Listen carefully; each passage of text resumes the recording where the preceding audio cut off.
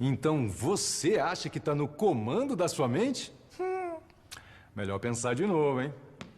Dê só uma olhada nessa espiral. Mantenha o olhar fixo no centro e deixe a magia acontecer. Vai lá, continue olhando e não se preocupe porque a gente não está tentando hipnotizar você. Pronto, eu acho que já deu. Agora, procure olhar para as costas da sua mão ou para essa imagem aqui na tela. Por incrível que pareça, você deve estar vendo a pele da sua mão se mexer diante dos seus próprios olhos. Isso tudo porque é o seu cérebro quem realmente manda em você. Você é somente um passageiro nessa viagem. Você já se perguntou se é possível fazer uma pessoa cair mesmo sem você tocar nela? Ou fazer um jogador de futebol se esquecer de como se chuta uma bola? Ou então ficar bêbado sem tomar sequer uma gota de álcool? Eu estaria entre bêbada e levemente embriagada. A gente vai mostrar pra você como cada um de nós pode ser manipulado pelo processo inconsciente do nosso cérebro. E a gente vai provar isso com truques engenhosos e experiências com câmeras escondidas. É outro cara. Com as melhores cobaias que existem. Membros inocentes do público. Não. Bem-vindos ao Jogos Mentais. Jogos Mentais. Esse teste aí da espiral é muito bizarro, né? E o mais louco é que não são apenas peças visuais que a sua mente prega em você, não. Na verdade, a gente poderia dizer que o cérebro é como se fosse uma grande fábrica e a sua mente consciente como se fosse a pessoa que pensa que está no comando. Você toma importantes decisões estratégicas, como, por exemplo, o que você vai comer para o almoço. Mas por trás da sua decisão existe um exército de processos neurais, todos eles lidando com as informações disponíveis e tomando decisões eles próprios. Na maioria das vezes, eles trabalham em silêncio, processando coisas como som, visão e tato. Geralmente, sem o chefe estar ciente de todos os detalhes. Mas se os sentidos captam algo estranho, como um perigo iminente, o chefe precisa saber.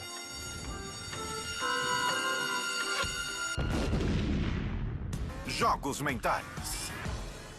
Existem dois tipos de reações a estímulos externos. Uma reação que é consciente e a outra que é automática. Essa aqui é uma consciente.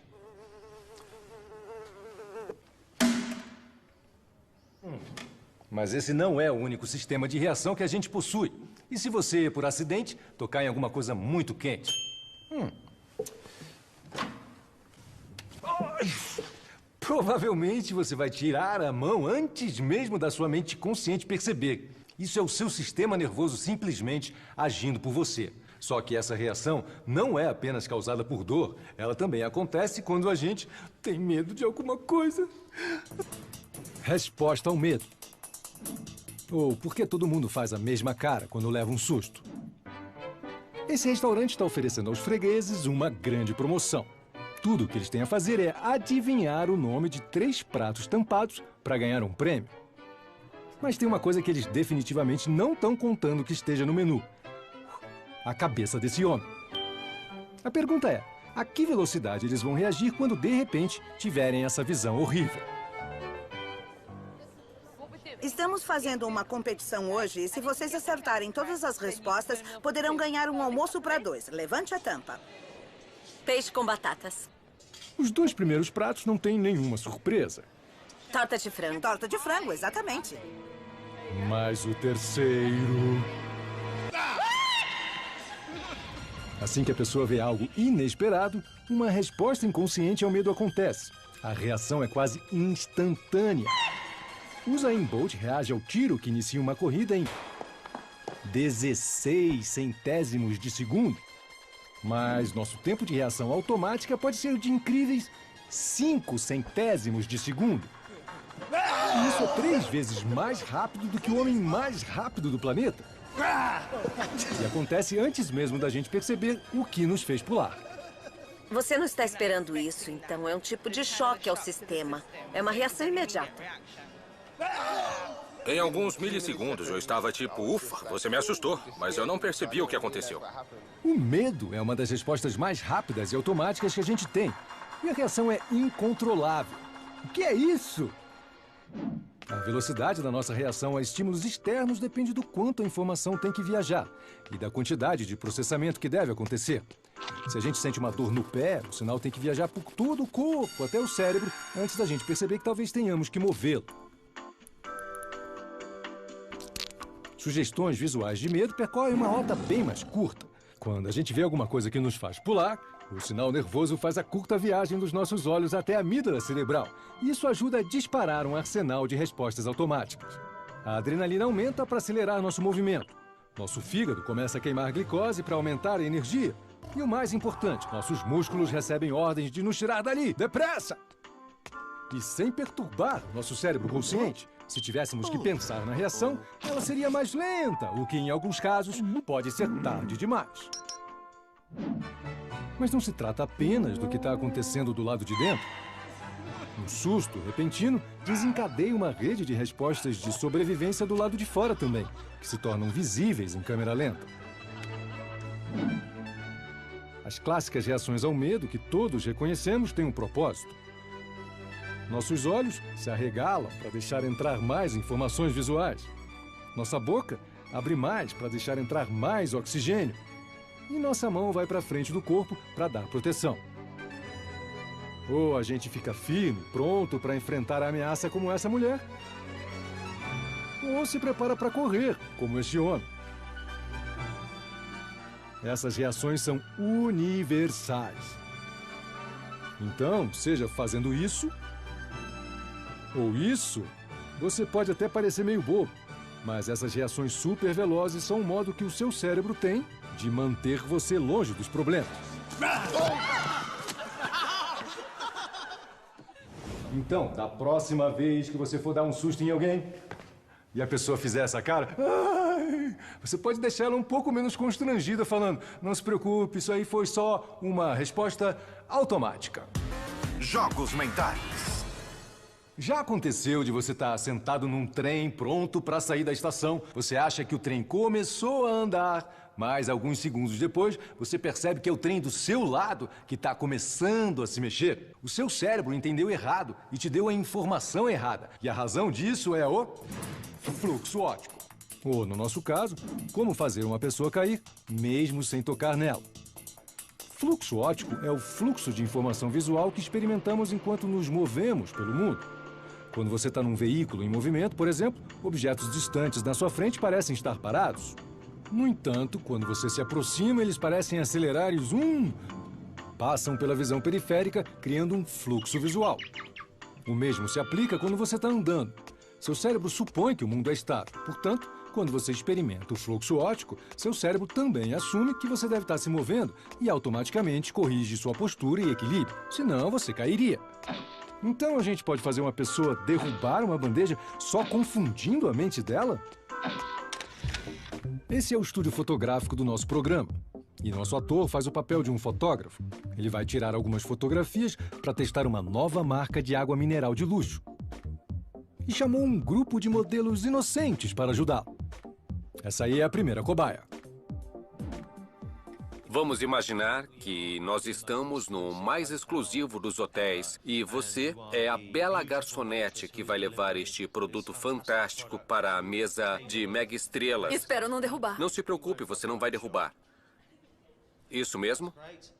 Olhe para aquele ponto na parede e entre em cena. Ele está prestes a tirar a foto. Ela também está pronta. Olhe para a parede. E sem razão aparente, ela derruba a bandeja. Mas ela não foi desastrada, não. Na verdade, nosso fotógrafo não é o que ele parece ser. Tudo isso foi montado no início do dia.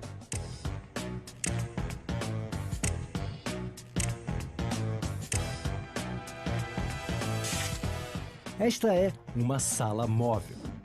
As paredes são montadas sobre rodas de modo que possam ser empurradas para trás e para frente à vontade. Assim que as paredes se movem, a pessoa entre elas vivencia um fluxo óptico. Para o cérebro da pessoa, não são as paredes que estão se movendo, é a própria pessoa. E a tentativa do corpo de compensar o desequilíbrio, na verdade, a faz perder o equilíbrio. Para ajudar a gerar um fluxo óptico, há listras nas paredes que se movem através da visão periférica da pessoa. E colocá-la sobre um banquinho ainda amplifica o efeito no seu sistema de equilíbrio automático. Lindo. E não foi só uma vez. Quero muita luz e vida nos olhos. Toda vez que movemos as paredes, nossa inocente modelo perde o equilíbrio. Não se preocupe, mais sorte dessa vez. E ela não foi a única. Os outros modelos estavam firmes. As paredes se moveram. E eles derramaram a água. Vamos tentar de novo agora. Outra vez. E outra vez. Mexa as paredes. E lá vai a bandeja. E dependendo da direção que as paredes foram movidas, o fluxo óptico da pessoa as fez inclinar para frente ou para trás. Alguns disseram até que era o chão que estava se movendo. De forma alguma, isso é impossível.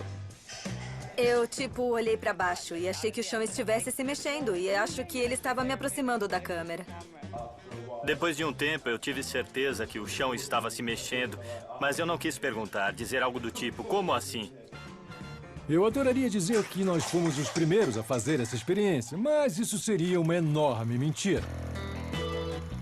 A sala de fluxo óptico foi projetada pela primeira vez em 1972 pelos professores Lee Lishman, da Universidade de Edimburgo.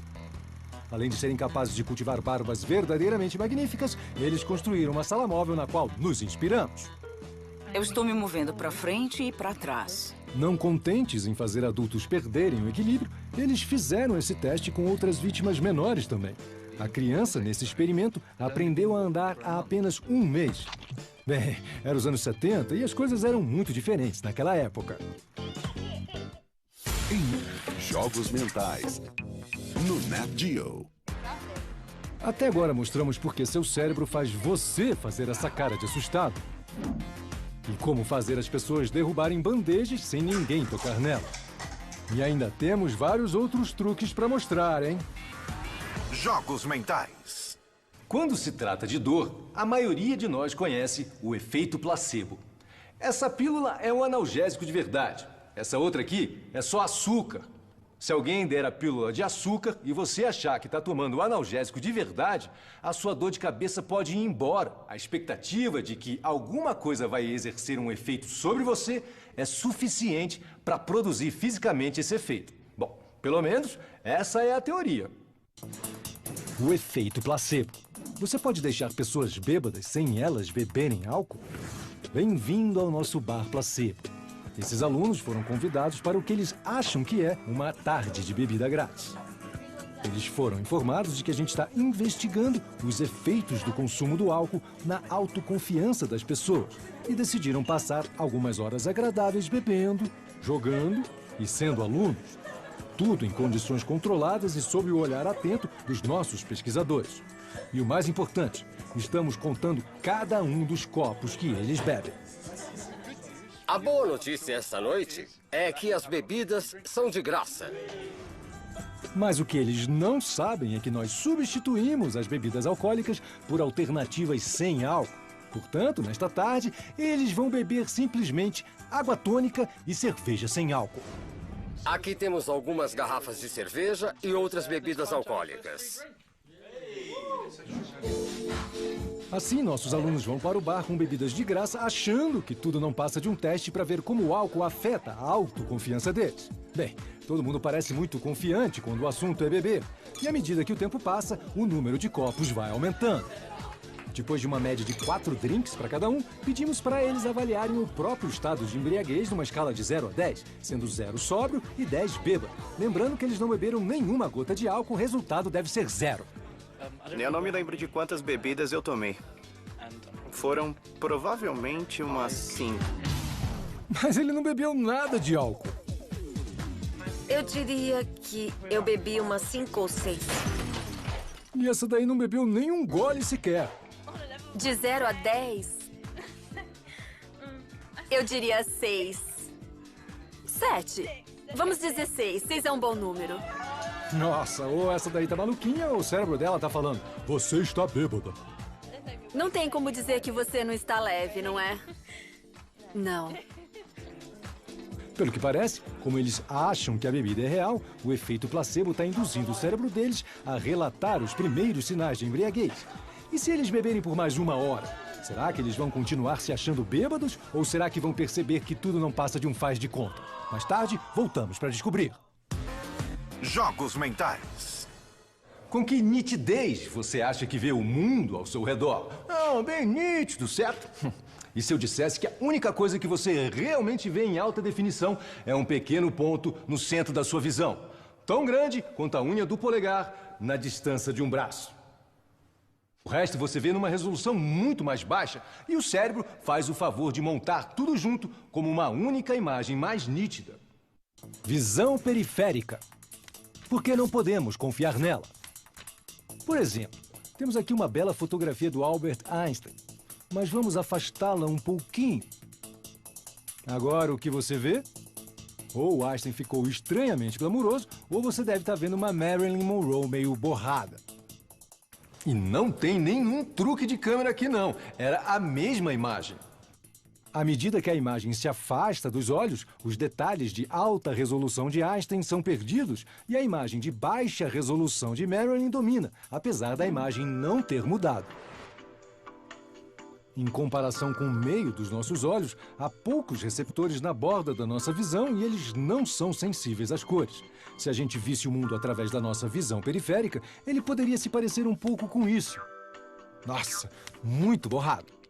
Então por que a gente não está consciente disso? É que o nosso olhar se desloca até 5 vezes por segundo. São chamados movimentos sacádicos. Eles colhem amostras rápidas do mundo visual, nosso cérebro preenche o restante e assim vemos o mundo de forma nítida e em cores. Portanto, para testar as deficiências da nossa visão periférica, enviamos nossas câmeras escondidas e uma policial falsa para uma rua movimentada. Armada com um retrato e uma prancheta, ela vai perguntar aos pedestres se eles já viram esse homem, um verdadeiro sósia do Fred Mercury. Ele vai ficar ali, na visão periférica das pessoas, então será que elas vão perceber? Com licença, senhor, eu gostaria de saber se tem um minuto para dar uma olhada nesse desenho e ver se é alguém que o senhor conhece. Sabemos que muitas vezes, quando faz frio, ele entra nas casas usando este casaco amarelo brilhante. Não sei se isso ajuda a visualizar. Não viu um homem com uma jaqueta amarela por aí? Não viu ninguém com uma jaqueta amarela? Não, o que acontece aqui na Lewisham Street é que quando você está aqui, você fica muito concentrado, a menos que algo drástico aconteça para te distrair. Então ele não lembra ninguém? Não. Ninguém que já tenha visto? Não, não. Não mesmo? Não. O campo de uma visão humana normal é de cerca de 180 graus. Nosso Fred está bem dentro disso, dentro da faixa de visão periférica deles. Mas embora os olhos deles estejam vendo o Fred em baixa resolução e cores fracas, o cérebro não registra que ele está lá. Ele parece alguém... Acho que... Se eu tivesse visto essa pessoa antes, acho que eu saberia. Eu definitivamente saberia. Certo, eu entendi. Então você não conhece ele? Não, eu nunca vi essa pessoa antes. Tudo bem, certo. Muito obrigada por seu tempo, viu? Não foi nada. Então isso parece bastante conclusivo. Nossa visão periférica pode ser comprometida ao escolher coisas importantes, principalmente o Fred Mercury. O nosso cérebro. Ele é uma peça, viu? Porque ele gosta de harmonia. Isso. Ele gosta de supor que o mundo é lógico, é racional e é um lugar estável, mesmo quando ele não é. Por exemplo, eu estou aqui nessa poltrona, estou muito confortável, estou conversando com você e o seu cérebro também está muito à vontade processando essa situação. É tudo muito harmonioso. Continua se sentindo à vontade? Agora eu estou bagunçando a visão harmonizada que o seu cérebro esperava que fosse um rosto. Ficou difícil de olhar, né? Relaxa, vai. Vamos voltar ao normal. Só que tem o seguinte, essa adoração pela harmonia significa que o nosso cérebro pode ser facilmente enganado e ele acaba gerando uma harmonia onde ela não existe. E para investigar esse truque mental mais a fundo, a gente decidiu embarcar numa pesquisa de mercado. Escolha cega. Por que nosso cérebro às vezes se recusa a localizar a diferença? Hoje, alguns membros inocentes do público foram convidados a vir à nossa sala de pesquisa de mercado para dar sua opinião sobre uma campanha publicitária para uma nova marca de chocolate. Nosso ator vai ficar a cargo da sessão. Mas, claro, eles não estão aqui para falar sobre chocolate. Na realidade, eles são parte de um experimento sobre como nosso cérebro pode ignorar automaticamente coisas que uma parte de nós sabe que estão erradas. Nosso ator pede que eles deem sua opinião sobre um rosto para a marca. Nossos clientes querem fazer uma grande campanha publicitária e estão procurando uma mulher para isso. Alguém comum que a gente vê nas ruas, tá bom? Tá. Temos A e B. Qual delas você escolheria? Qual eu escolheria? A. A. Ele escolheu a garota A, mas em vez de mostrar a ele a escolha original, vamos trocar pela que ele rejeitou. Será que ele vai perceber a diferença? Por que escolheu ela? Eu não sei se tem alguma coisa a ver, mas as bochechas dela são fofinhas. Bochechas fofinhas. É um rosto totalmente diferente do que ele escolheu. Mas mesmo assim, ele consegue justificar sua escolha. E as pessoas não fazem isso só para serem educadas, não. A ou B? A. A. É. O cérebro deles faz com que eles ignorem o erro e continuem como se nada tivesse acontecido. Por que você decidiu pela garota A? Ela parece mais com uma moça comum. Esse efeito foi demonstrado pela primeira vez por psicólogos na Suécia em 2005. Depois de ter feito uma escolha, apesar de haver uma mudança, nosso cérebro consegue criar uma explicação plausível para que a situação faça sentido. Ela parece um pouco mais jovial que a outra. Do contrário, a gente teria que lidar com uma situação que nosso cérebro está tentando evitar. B, ela é mais jovem. O experimento original usou fotografias e ele nunca tinha sido tentado com seres humanos ao vivo. Até agora. Aqui temos uma seleção de modelos prontos para serem o rosto da nossa nova marca de chocolate. Todos de alturas e aparências diferentes. Nossos convidados poderão vê-los através de um espelho bidirecional no final da sala. Nosso cliente vai realizar uma grande campanha na TV. Atrás daquele espelho temos 4 atores. Entendi. Eles estão numerados de 1 a 4. Tá bom. Eu quero que você dê uma olhada e responda rapidamente qual deles é o seu favorito. Certo. Muito bem. Então, podemos acender as luzes, por favor, pessoal? Pronto? Apenas a sua resposta instantânea. Número 4. Certo, número 4. Ele escolheu este homem, mas nós vamos enganá-lo com esse daqui. Tá na hora de uma rápida troca. Número 4, poderia vir aqui, por favor? Será que ele vai perceber a diferença? Por que você escolheu o número 4? Eu não sei. Ele parecia bem relaxado. É mesmo? Não, ele não percebeu. E assim como antes, ele continua justificando sua decisão, mesmo sendo uma pessoa totalmente diferente da que ele escolheu. Honestamente, eu gostei dele porque ele parece estar relaxado. Parece comigo. Entendo. Talvez seja fácil errar confundindo 2 rostos que você acabou de ver. Mas e se a gente apresentar alguém completamente novo? E se, para facilitar a comparação, a cor do cabelo dele for diferente da de todos os outros? Qual dos 4 homens você prefere? O último à direita. O número 4. Isso. Vamos dar uma olhada. Por que é que você escolheu o número 4? A atitude dele é agradável. Ele tem uma aparência muito calma. A escolha cega ainda parece funcionar, mesmo que a troca seja por alguém fisicamente muito diferente. O efeito é forte, mas não é que funcione com todo mundo. No experimento original, funcionou com cerca de 75% das pessoas sujeitas ao teste. E no nosso experimento, tivemos aproximadamente a mesma taxa de sucesso. Podemos ver o número 2? É um cara diferente, não é? Deveria ser o número 2. Desculpe, é o segundo cara com cabelo... Não é o mesmo cara, é? O cérebro dessas pessoas localizou a contradição e percebeu que houve uma mudança. Nem parece ele agora. É outro cara. Mas essas pessoas são uma minoria.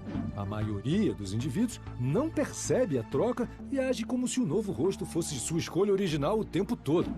Mas será que ainda vai funcionar se a gente trocar por um homem 20 anos mais velho que os outros e de cabelos grisalhos?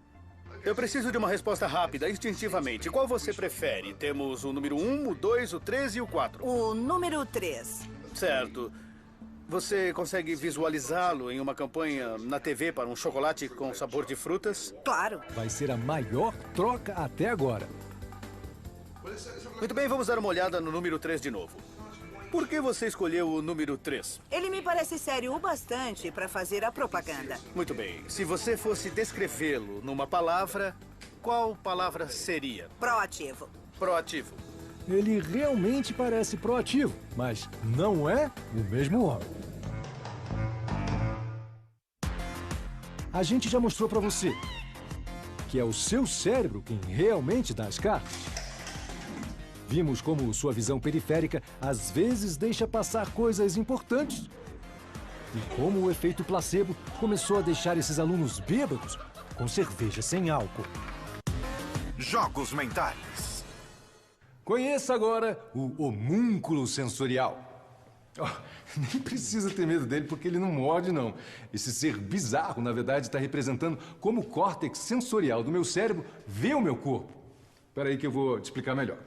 Cada parte do seu corpo tem uma quantidade diferente de poder cerebral dedicada a ela. Então, como você pode perceber aqui, o meu cérebro está dedicando muito mais poder de processamento para as minhas mãos, para a minha boca e para os meus olhos. E muito menos para o meu tronco, para as minhas pernas e para os meus braços. É o mapa corporal do meu cérebro. Como o nosso sentido do toque pode ser tão impreciso? Qual é a distorção do mapa corporal do seu cérebro comparado com a realidade física? Está na hora de sentar, relaxar e desfrutar de uma neuromassagem. Mais para baixo, por favor. Isso. Conheça Miranda e Carly. Elas vão demonstrar uma nova técnica de massagem bastante interessante a alguns consumidores cansados, estressados e inocentes. Vão oferecer a possibilidade de desfrutar da mais recente tecnologia em massagem vibratória conhecida como abelha. Não é de verdade, foi a gente que inventou. Gostaria de uma massagem? Estamos testando um novo produto hoje, é só para massagem nas costas. Gostaria de experimentar? Claro. Ótimo, então sente aqui, por favor. O que os clientes não sabem é que eles são, na verdade, parte de um experimento para testar o quão pequeno é o poder do cérebro dedicado a uma das maiores áreas do corpo, as costas. Agora concentre-se, ouça as ondas. Eu vou colocar a abelha nas suas costas. Tudo bem? Como se sente? Ótima. É? Bom. Isso é muito relaxante. Vou começar com uma pequena pressão e ir aumentando devagar, tá bom? Lembre-se que ele está esperando apenas uma vibração nas costas. Será que o córtex sensorial vai captar a mudança quando mais abelhas forem adicionadas? Agora tem 2. Como se sente? É uma sensação agradável. As costas dele não perceberam as 2 outras massagens. E agora são 4 abelhas e ele continua pensando que é só uma. Como se sente agora? Muito bem. Agora 5. Isso é muito bom. 6 abelhas nas costas. Que delícia. Está muito bom. Por incrível que pareça, mesmo ele esperando apenas uma, agora são 7 abelhas tocando o corpo dele ao mesmo tempo. E ele ainda não percebeu. Por que a percepção sensorial dele não captou a mudança? Com recursos limitados, o mapa que nosso cérebro tem no nosso corpo nem sempre é preciso. Ter boa sensibilidade ao toque nas costas não é uma prioridade. Na verdade, a Miranda tira até uma pausa para o chá, sem que a pessoa perceba. Como você prefere, com leite, açúcar? Pode pegar igual ao seu. Tá bom. Vou deixar você só por um segundo. Eu só senti uma, eu não esperava 8. Está gostando da massagem? Fiquei muito surpresa. Eu não esperava tudo isso. Pensei que fosse apenas uma. Foi realmente incrível. Bem devagar, suave. Isso tudo mostra o mínimo poder que o cérebro sensorial dedica às costas em comparação com outras áreas do corpo. Muito bem, a massagem acabou. Mas por que as coisas são assim? Os córtex sensorial e motor do nosso cérebro dedicam diferentes quantidades de recursos para diferentes partes do nosso corpo. Nós gastamos muito tempo usando as mãos, então essa parte do córtex é comparativamente maior. Da mesma forma, nós falamos muito, então a parte do nosso cérebro que corresponde à língua é bastante robusta também. A gente costuma não usar muito a sensibilidade das pernas, então o córtex não dedica muito espaço para elas. Mas se você usar muito uma parte específica do corpo, o cérebro vai gerar neurônios extras para lidar com esse aumento de informação. Então, se você decidir usar os cotovelos para fazer malabarismos, você vai ter mais neurônios sensíveis ao cotovelo do que qualquer outra pessoa. Jogos mentais. Você pode estar familiarizado com os 5 sentidos: visão, audição, o tato, o olfato e o paladar. E a gente tende a achar que eles funcionam isoladamente, cada um no seu canto. Só que o nosso cérebro, ele prefere muito mais que os nossos sentidos sejam bons jogadores de equipe. E a maneira como a gente percebe o mundo combina visão com som, cheiro com gosto e todas as outras combinações. Isso é chamado modalidade cruzada. Você conseguiria enganar um sommelier fazendo-o confundir vinho branco com tinto? Se você corta a mão, muitas vezes você nem sente a dor até você olhar para ela. Isso é visão e tato trabalhando juntos. Se você está tentando acompanhar uma conversa, é muito mais fácil se você conseguir ver a boca das pessoas em movimento. Esses são a visão e o som. Para algumas pessoas, pode haver uma versão extrema do efeito modalidade cruzada chamada sinestesia. Isso pode significar que quando elas ouvem uma música, elas veem uma cor. Ou então, quando veem uma forma particular, elas podem sentir um determinado sabor. Resumindo, é como se elas pudessem ver sons e cheirar formas. E tudo isso sem ter tomado nada esquisito. Então, os nossos sentidos estão trabalhando juntos o tempo todo. Mas esse esforço em equipe significa que, às vezes, nosso cérebro entende as coisas errado. Por exemplo, essa bola aqui. Parece uma bola comum, mas escute bem de que lado da sua TV o som das batidas da bola está vindo. Como a maioria das pessoas, você provavelmente acha que o som está vindo da esquerda. Mas, na verdade, o som está saindo tanto do alto-falante esquerdo quanto do direito o tempo inteiro. E tudo isso porque os seus olhos e os seus ouvidos trabalharam juntos e te distraíram. Para testar a força do evento de modalidade cruzada, fomos a um evento de degustação de vinhos que vai mostrar 3 dos melhores tintos e brancos do Novo Mundo. E o anfitrião deste evento é o sommelier profissional e especialista em vinhos, Gilbert Winfield. Olá. E, sob o olhar das nossas câmeras escondidas, os provadores chegam para o que eles acham que vai ser um pouco disso e muito disso. Deve ser extremamente difícil para alguém que conhece vinhos confundir o sabor de um bom branco com a textura de um tinto. Pelo menos é o que a gente acha. Mas as aparências enganam. Em vez de experimentar 3 tintos e 3 brancos, nossos especialistas vão tomar só vinho branco. O corante não vai afetar o sabor.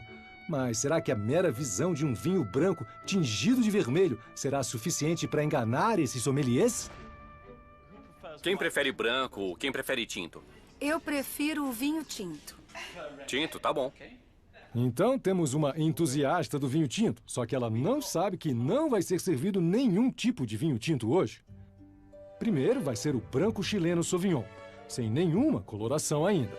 O que você acha dessa variedade? É muito limpo, muito cítrico. Ótimo. Acho que ele é cítrico. E ele harmoniza bem com a comida ou é melhor sozinho? Eu estava pensando menos em peixe e mais em mariscos apimentados. Alguma coisa com gordura, bem rico em gordura mesmo. Porque a acidez corta a gordura. Esse grupo aí, sem dúvida nenhuma, conhece bem vinho. Mas o que vai acontecer quando Gilbert lhes der o mesmo vinho branco, só que dessa vez tingido de vermelho? Então, o próximo vinho é um Merlot chileno. Madeira, aroma adocicado, encorpado, frutado. Frutado. Pensei em cerejas inicialmente. Tem um toque de cereja. É mesmo. Cerejas e carvão, marcas clássicas de bom tinto, ou nesse caso um branco com corante alimentício vermelho. O que acontece é que o cérebro dele está interpretando todos os estímulos sensoriais, o gosto, o aroma e a aparência, e combinando tudo junto. Quando um dos sentidos é enganado, como por uma mudança de cor, isso tem um enorme impacto sobre o que eles pensam que estão experimentando. Ainda temos mais vinhos para essa noite e nossos degustadores parecem não ter desconfiado de nada. Agora eles vão experimentar um branco. Pêssego, parece pêssego cristalizado. É isso mesmo. E depois o mesmo vinho outra vez, tingido de vermelho. Delicioso. Me lembra vinho quente. Acho que tem um toque de fruta, mas parece fruta cristalizada, bem escura. Bom pra vinho quente. Vinho quente? Olha, esses podem ser degustadores experientes, mas essa cor falsa tá causando um estrago nos sentidos deles. Tá na hora do Gilbert juntar o grupo e dizer que tudo não passou de uma mentira. Uma grande mentira. Vocês experimentaram 3 vinhos esta tarde, e não 6. Sério? Não. Os outros 3 eram brancos, tingidos com corante vermelho. Ah, entendi. Quando você vê uma cor diferente, você muda automaticamente o seu ponto de vista. Então, quando eu vi o vermelho, pensei em vinhos tintos e que vinhos tintos podiam ser. Eu não confiei no meu paladar. Eu confiei nos meus olhos. Eu confundi, como você disse. O branco com tinto. Eu também. Era frutado, sim, com gosto de cereja. Frutado com gosto de cereja. Eu acho que foi um teste maravilhoso do poder da visão na degustação. Jogos mentais. O nosso cérebro ele é fantástico quando o assunto se trata de se adaptar ao mundo que nos rodeia. Você já reparou que você está andando assim na rua, num dia de sol muito claro, de repente você entra num ambiente e tudo parece que está mais escuro do que é de verdade? Ou então quando você sai para dar uma volta de barco e aí você chega em terra e o chão debaixo dos seus pés parece que está balançando ainda? Bom, tudo isso é por causa de um processo inteligente chamado adaptação. Você pode fazer um jogador de futebol profissional se esquecer de como se chuta uma bola? Imagine que, de repente, você pudesse sentir tudo à sua volta em altíssima definição. As roupas no corpo, os sapatos nos pés, cada coisa que você tocasse, cheirasse, visse, 24 horas por dia, sem interrupções. Logo, logo, sua mente consciente ia ficar sobrecarregada, pedir demissão e sair de férias. Para impedir você de ficar completamente louco com excesso de estímulos, as redes neurais, às vezes, desistem de avisar ao cérebro. Se uma gota de chuva cai sobre sua cabeça, os neurônios do "está molhado" disparam para que você saiba disso. Mais algumas gotas e eles disparam novamente. Mas quando começa a chover forte, eles não se incomodam de acompanhar o ritmo e param de disparar. Depois de um tempo, a configuração pré-definida é "está molhado". Eles estão basicamente dizendo: olha, tudo o que você precisa saber é que está chovendo, eu estou descansando e ligo se alguma coisa mudar. Mas até onde você pode levar a capacidade do seu cérebro de se adaptar? Esse artista de rua está à procura de membros do público para tentar alguns desafios simples. Mas existe um problema. Eles vão ter que fazer tudo usando esses óculos de distorção. Esses lindos óculos estão equipados com lentes para confundir a percepção de profundidade, fazer o mundo parecer menos assim e mais assim. Mas o que essas pessoas inocentes do público não sabem é que este desafio não é apenas para fazê-las passar ridículo. É, na verdade, um experimento para descobrir a rapidez com que o cérebro delas consegue se adaptar. É como beber uma garrafa de uísque. Como eles não sabem dizer a distância em que as coisas estão, até mesmo uma simples tarefa torna-se quase impossível. Tá na hora do futebol distorcido. A princípio, a mudança na percepção visual parece estar afetando bastante suas habilidades no futebol. Tem 2 bolas. Tem 2 de você e 2 deles. São 2 de cada lado. Parece que também está afetando a capacidade desse homem de seguir as regras. Não! Para de pular! Mas, surpreendentemente, depois de apenas alguns minutos usando os óculos, a adaptação começa a fazer efeito. 5 minutos atrás, eles estavam jogando como perfeitos idiotas. Agora, eles estão jogando assim. Ele tá até tentando uns truques agora. Eles não vão ganhar nenhum troféu, mas os nossos jogadores estão apresentando uma recalibração inconsciente de como eles percebem o mundo. Ronaldo! Então, como foi a sensação de se adaptar a uma mudança tão grande na visão? Depois dos primeiros 5 minutos, eu me acostumei. Espera aí, cara! Quando jogamos, eu me senti tonto. Acho que eu me acostumei. Joguei como se fosse a minha visão normal. Em poucos minutos, os superastros esportivos foram capazes de se adaptar ao que seus olhos estavam vendo. Só que existem algumas adaptações que podem acontecer muito mais rapidamente.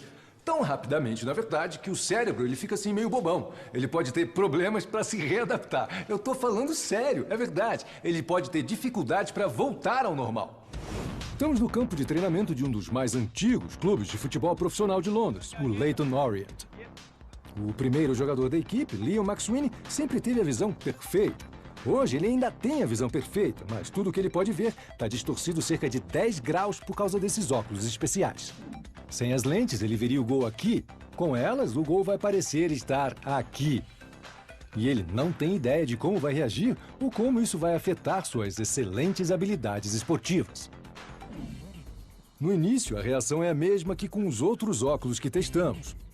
Ele está totalmente atrapalhado. Mas em apenas 4 minutos, seu cérebro mudou sua percepção em 10%, correspondente ao mundo que ele está vendo. E não é apenas o controle de bola, ele está tão adaptado à mudança na visão que até seus pênaltis entram. Mas o que vai acontecer quando ele tirar os óculos? Sem os óculos, o senso comum diria que ele vai ver normalmente de novo e que ele vai ser capaz de acertar o gol, algo que ele já fez milhares de vezes antes. Vamos ver.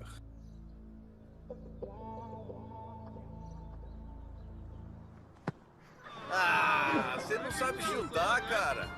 Nossa, seu cérebro se tornou tão sintonizado com as novas informações que ele está relutante em voltar ao que era antes. Ele ainda está vendo o mundo como se ele estivesse usando os óculos e não há nada que seu cérebro consciente possa fazer.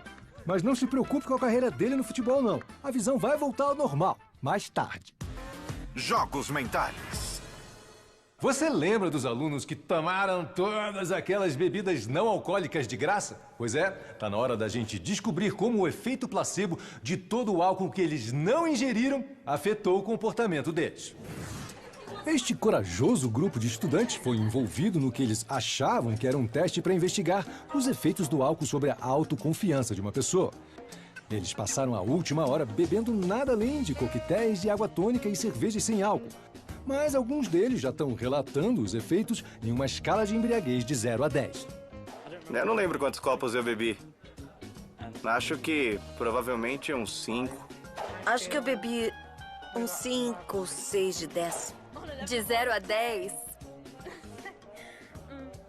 Eu diria 6. 7. Vamos dizer 6. 6 é um bom número. Parece que o cérebro dele está começando a se convencer. Mas será que o comportamento também foi afetado? Se a gente bebe regularmente, a gente está acostumado a como o álcool reduz as inibições, refreando os sistemas centrais que controlam nossas ações cotidianas. Mas como o comportamento das pessoas varia muito quando estão bêbadas, provavelmente o efeito placebo vai espelhar a experiência de cada um. E agora que a festa está no auge, está na hora de algumas brincadeiras. Se o efeito placebo está realmente começando a agir, deve haver sinais de aumento de impetuosidade, competitividade e perda de inibição. E parece mesmo que está ficando um pouco competitivo. Mas como eles vão se sair no derradeiro teste de equilíbrio e flexibilidade? Vamos ver.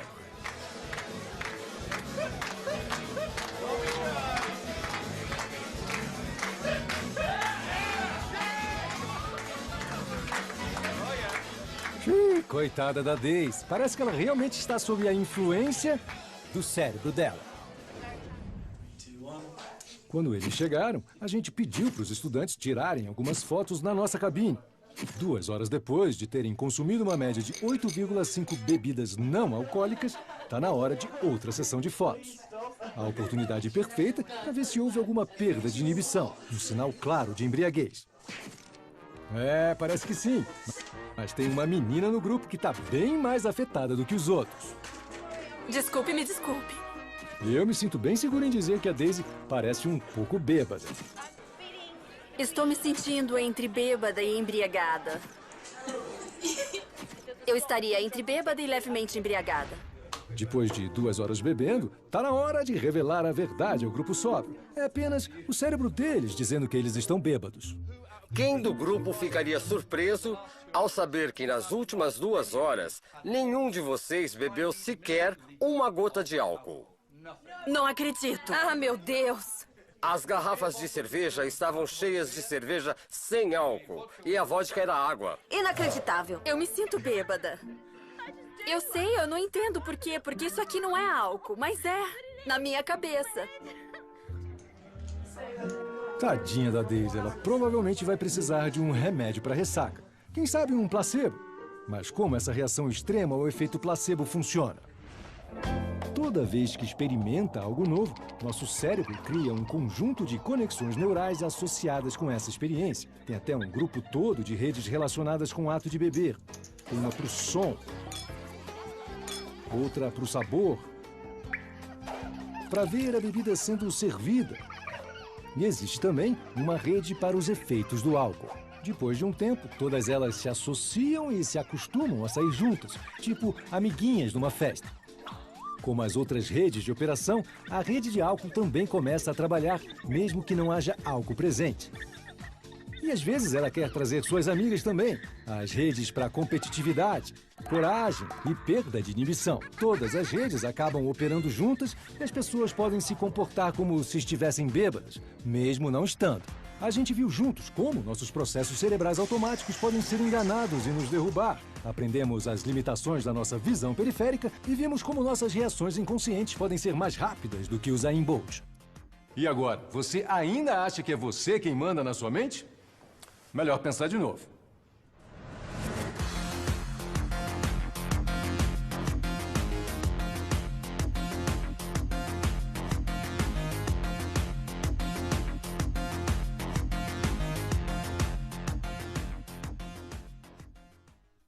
Aposta ao medo. Ou por que todo mundo faz a mesma cara quando leva um susto? Esse restaurante está oferecendo aos fregueses uma grande promoção. Tudo o que eles têm a fazer é adivinhar o nome de 3 pratos tampados para ganhar um prêmio. Mas tem uma coisa que eles definitivamente não estão contando que esteja no menu. A cabeça desse homem. A pergunta é, a que velocidade eles vão reagir quando de repente tiverem essa visão horrível?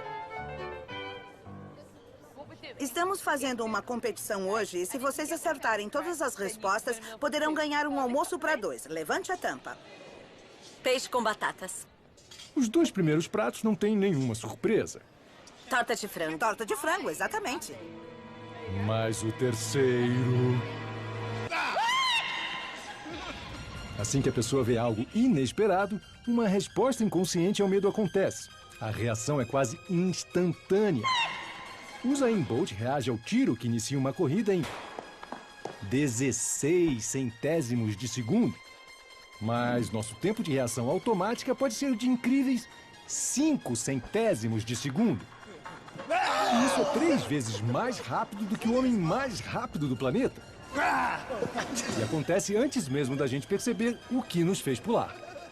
Você não está esperando isso, então é um tipo de choque ao sistema. É uma reação imediata. Em alguns milissegundos eu estava tipo, ufa, você me assustou, mas eu não percebi o que aconteceu. O medo é uma das respostas mais rápidas e automáticas que a gente tem. E a reação é incontrolável. O que é isso? A velocidade da nossa reação a estímulos externos depende do quanto a informação tem que viajar e da quantidade de processamento que deve acontecer. Se a gente sente uma dor no pé, o sinal tem que viajar por todo o corpo, até o cérebro, antes da gente perceber que talvez tenhamos que movê-lo. Sugestões visuais de medo percorrem uma rota bem mais curta. Quando a gente vê alguma coisa que nos faz pular, o sinal nervoso faz a curta viagem dos nossos olhos até a amígdala cerebral. E isso ajuda a disparar um arsenal de respostas automáticas. A adrenalina aumenta para acelerar nosso movimento. Nosso fígado começa a queimar glicose para aumentar a energia. E o mais importante, nossos músculos recebem ordens de nos tirar dali, depressa! E sem perturbar nosso cérebro consciente. Se tivéssemos que pensar na reação, ela seria mais lenta, o que em alguns casos pode ser tarde demais. Mas não se trata apenas do que está acontecendo do lado de dentro. Um susto repentino desencadeia uma rede de respostas de sobrevivência do lado de fora também, que se tornam visíveis em câmera lenta. As clássicas reações ao medo que todos reconhecemos têm um propósito. Nossos olhos se arregalam para deixar entrar mais informações visuais. Nossa boca abre mais para deixar entrar mais oxigênio. E nossa mão vai para frente do corpo para dar proteção. Ou a gente fica firme, pronto para enfrentar a ameaça como essa mulher. Ou se prepara para correr.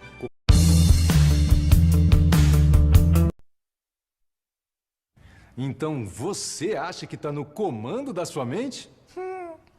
Melhor pensar de novo, hein? Dê só uma olhada nessa espiral. Mantenha o olhar fixo no centro e deixe a magia acontecer. Vai lá, continue olhando e não se preocupe porque a gente não está tentando hipnotizar você. Pronto, eu acho que já deu. Agora, procure olhar para as costas da sua mão ou para essa imagem aqui na tela. Por incrível que pareça, você deve estar vendo a pele da sua mão se mexer diante dos seus próprios olhos. Isso tudo porque é o seu cérebro quem realmente manda em você. Você é somente um passageiro nessa viagem. Você já se perguntou se é possível fazer uma pessoa cair mesmo sem você tocar nela? Ou fazer um jogador de futebol se esquecer de como se chuta uma bola? Ou então ficar bêbado sem tomar sequer uma gota de álcool? Eu estaria entre bêbada e levemente embriagada. A gente vai mostrar pra você como cada um de nós pode ser manipulado pelo processo inconsciente do nosso cérebro. E a gente vai provar isso com truques engenhosos e experiências com câmeras escondidas. É outro cara. Com as melhores cobaias que existem. Membros inocentes do público. Não. Bem-vindos ao Jogos Mentais. Jogos Mentais.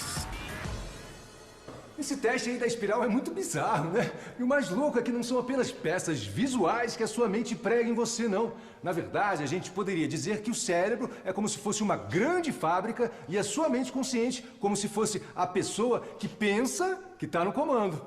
Você toma importantes decisões estratégicas, como, por exemplo, o que você vai comer para o almoço. Mas por trás da sua decisão existe um exército de processos neurais, todos eles lidando com as informações disponíveis e tomando decisões eles próprios. Na maioria das vezes, eles trabalham em silêncio, processando coisas como som, visão e tato. Geralmente, sem o chefe estar ciente de todos os detalhes. Mas se os sentidos captam algo estranho, como um perigo iminente, o chefe precisa saber.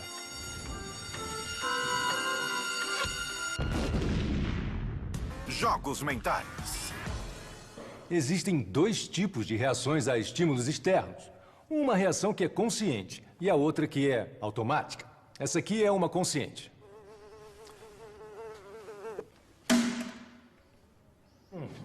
Mas esse não é o único sistema de reação que a gente possui. E se você, por acidente, tocar em alguma coisa muito quente?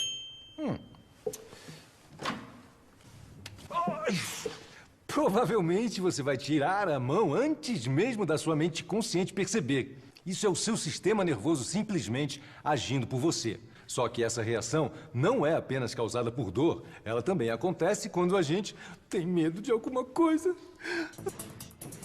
Algumas horas agradáveis bebendo, jogando e sendo alunos. Tudo em condições controladas e sob o olhar atento dos nossos pesquisadores. E o mais importante, estamos contando cada um dos copos que eles bebem. A boa notícia esta noite é que as bebidas são de graça. Mas o que eles não sabem é que nós substituímos as bebidas alcoólicas por alternativas sem álcool. Portanto, nesta tarde, eles vão beber simplesmente água tônica e cerveja sem álcool. Aqui temos algumas garrafas de cerveja e outras bebidas alcoólicas. Assim, nossos alunos vão para o bar com bebidas de graça, achando que tudo não passa de um teste para ver como o álcool afeta a autoconfiança deles. Bem, todo mundo parece muito confiante quando o assunto é beber. E à medida que o tempo passa, o número de copos vai aumentando.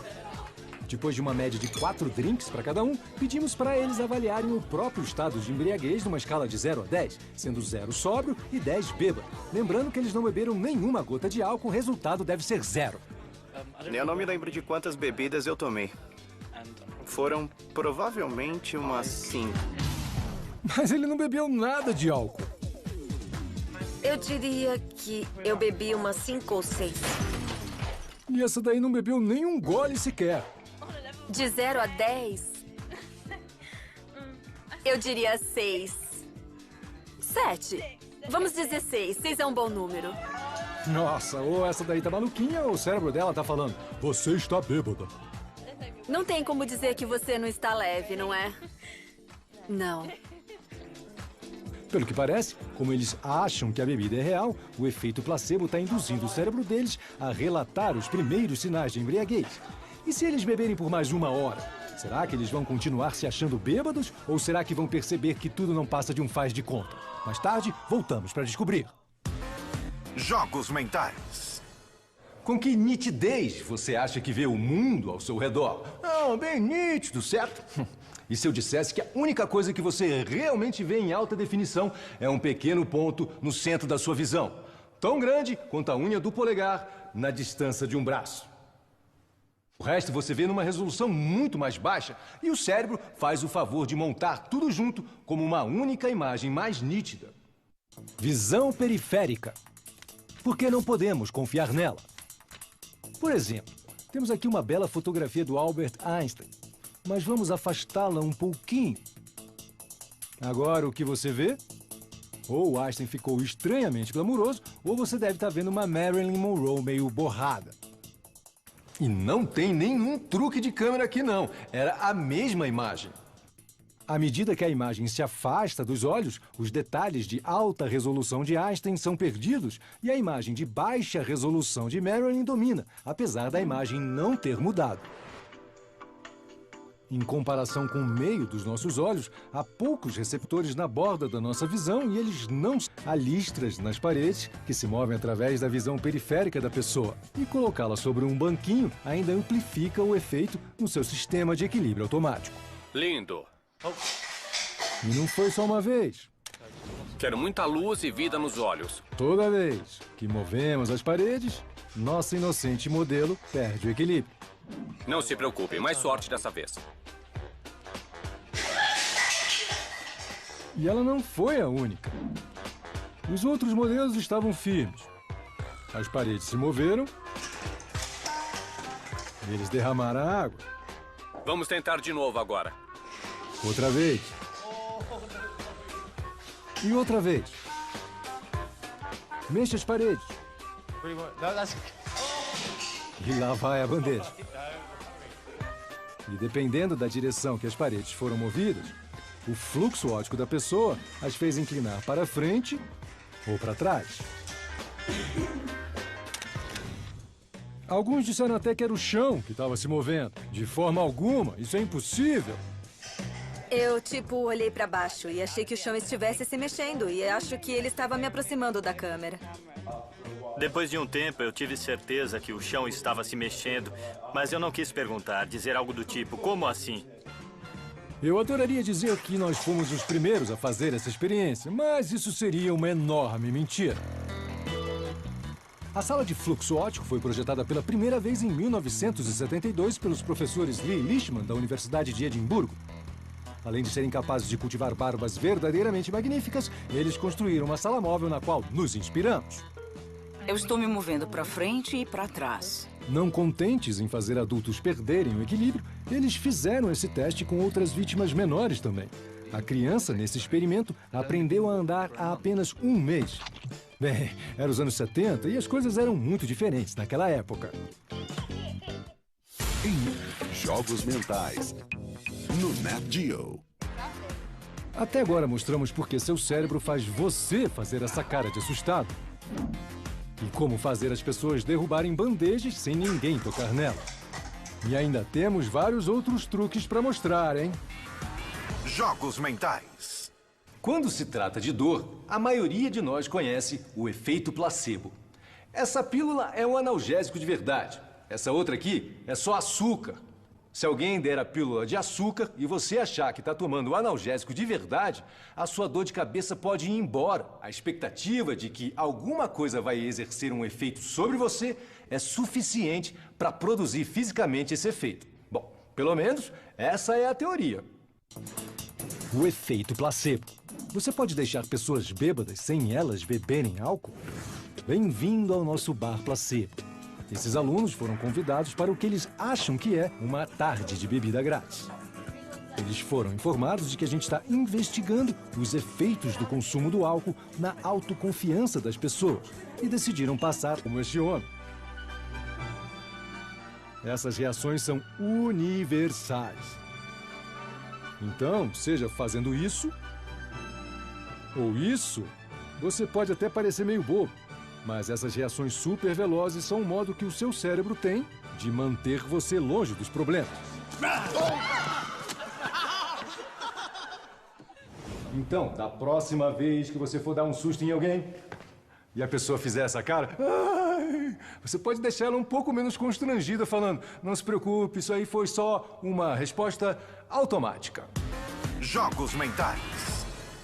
Já aconteceu de você estar sentado num trem pronto para sair da estação? Você acha que o trem começou a andar, mas alguns segundos depois você percebe que é o trem do seu lado que está começando a se mexer? O seu cérebro entendeu errado e te deu a informação errada. E a razão disso é o fluxo óptico. Ou, no nosso caso, como fazer uma pessoa cair mesmo sem tocar nela. Fluxo óptico é o fluxo de informação visual que experimentamos enquanto nos movemos pelo mundo. Quando você está num veículo em movimento, por exemplo, objetos distantes na sua frente parecem estar parados. No entanto, quando você se aproxima, eles parecem acelerar e passam pela visão periférica, criando um fluxo visual. O mesmo se aplica quando você está andando. Seu cérebro supõe que o mundo é estável. Portanto, quando você experimenta o fluxo óptico, seu cérebro também assume que você deve estar se movendo e automaticamente corrige sua postura e equilíbrio. Senão, você cairia. Então, a gente pode fazer uma pessoa derrubar uma bandeja só confundindo a mente dela? Esse é o estúdio fotográfico do nosso programa. E nosso ator faz o papel de um fotógrafo. Ele vai tirar algumas fotografias para testar uma nova marca de água mineral de luxo. E chamou um grupo de modelos inocentes para ajudá-lo. Essa aí é a primeira cobaia. Vamos imaginar que nós estamos no mais exclusivo dos hotéis e você é a bela garçonete que vai levar este produto fantástico para a mesa de mega estrelas. Espero não derrubar. Não se preocupe, você não vai derrubar. Isso mesmo? Olhe para aquele ponto na parede e entre em cena. Ele está prestes a tirar a foto. Ela também está pronta. Olhe para a parede. E sem razão aparente, ela derruba a bandeja. Mas ela não foi desastrada, não. Na verdade, o nosso fotógrafo não é o que ele parece ser. Tudo isso foi montado no início do dia.